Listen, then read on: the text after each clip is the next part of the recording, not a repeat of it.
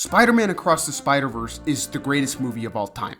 And because of that, Spot is the greatest villain of all time. You see, when you're writing a villain, there are a lot of factors that go into making them good. But more than anything, if you want to make a good villain, you have to make them threatening.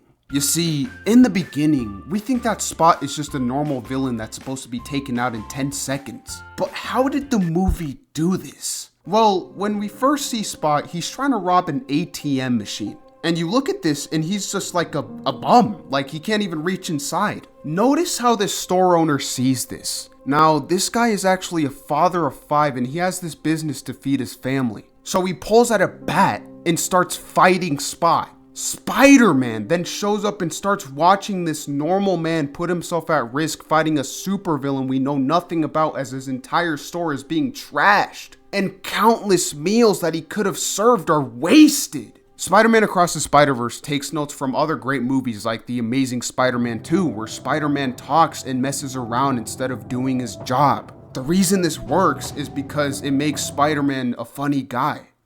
So are you like a cow or a Dalmatian?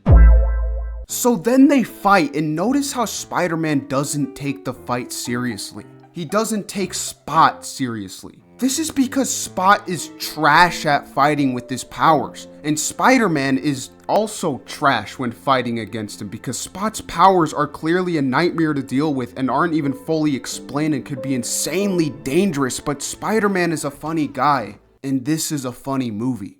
There's nowhere to run. My bad, everybody. There was somewhere to run.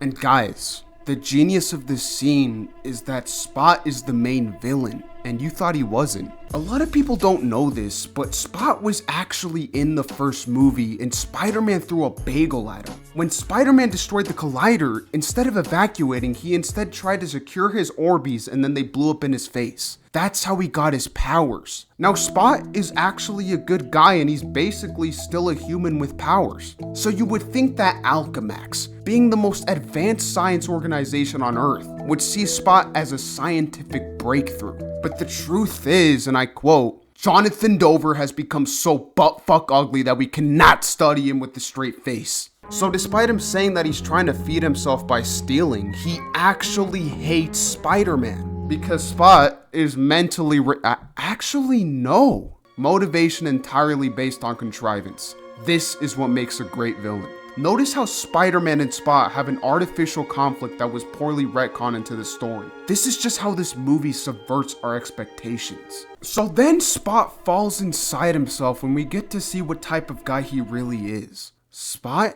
is an adorable, quirky, random, funny guy. You're acting like weird stuff like this happens to you all the time. Can I have some gum? But then, when Spider-Man goes to the Indian dimension, Spot lowers his voice and he becomes black and he says he's gonna kill Miles' family. But guys, the reason this is so terrifying is because somebody at Sony Studios cranked up Spot's power level to where he's now a multiversal god. I am just so scared right now and I don't know how Spider-Man is gonna beat this. That's how you know they did a good job. Notice how I started crying when thinking about Spot. This is why Spider-Man Across the Spider-Verse is the greatest movie of all time.